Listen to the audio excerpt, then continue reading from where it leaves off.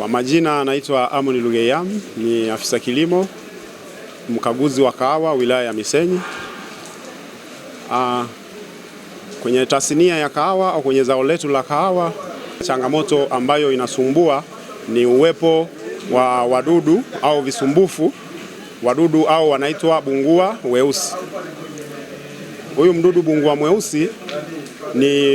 ni aina fulani ya bungua ambayo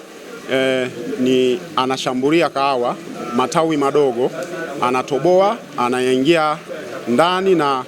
anasababisha hiyo matawi madogo ya kauke, na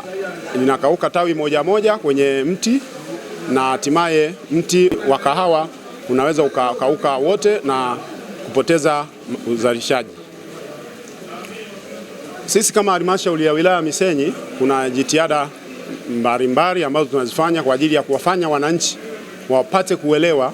kutambua kwamba aina mti unapokuwa umeshambuliwa wa kahawa